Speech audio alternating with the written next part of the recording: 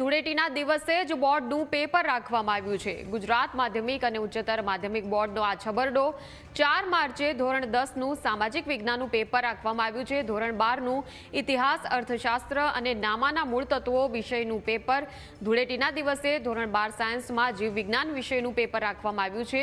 2023માં પણ બોર્ડે ચેટીચાંદના દિવસે પરીક્ષા રાખ્યા બાદ સુધારો કર્યો હતો। જાહેર રજાના દિવસે જ પેપર રાખી દેતા વિદ્યાર્થીઓમાં પણ નારાજગી જોવા મળી રહી છે।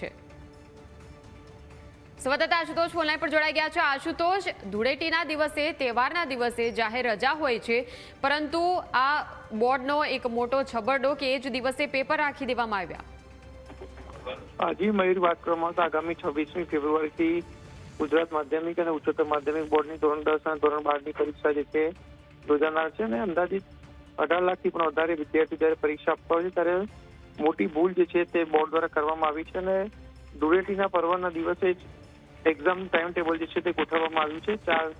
4 માર્ચના દિવસે ધૂળેટીનો પર્વ છે, તેમ છતાં પણ ધોરણ 10માં સામાજિક વિજ્ઞાન, ધોરણ 12ની અંદર ઇતિહાસ, અર્થશાસ્ત્ર અને નામાના મૂળ તત્વોનું પેપર જે રાખવામાં આવ્યું છે, ત્યારે ધોરણ 12 વિજ્ઞાન કરવામાં દિવસે જે છે તે બાયોલોજીનું પેપર જે છે તે રાખવાનું ટાઈમ ટેબલ જે જાહેર કરવામાં આવ્યું છે અને ખાસ કરીને અગાઉ પણ વર્ષ 2023માં સિંધીઓના સૌથી મોટા તહેવાર ચેટીચાંદના દિવસે પણ બોર્ડની પરીક્ષા જે છે લેવાનું આયોજન કરવામાં આવ્યું હતું, પરંતુ ત્યારબાદ જે છે ત્યાં ફેરફાર કરવામાં આવ્યો હતો। ત્યારે હવે જોવાનું એ રહે છે કે વિદ્યાર્થીઓના હિતને ધ્યાનમાં રાખીને કયા પ્રકારનો નિર્ણય જે છે તે કરવામાં આવે છે, કારણ કે આ નિર્ણયથી ક્યાંક ને ક્યાંક વિદ્યાર્થી વાલીઓ પણ જે છે તે અસમંજસમાં મુકાયા છે।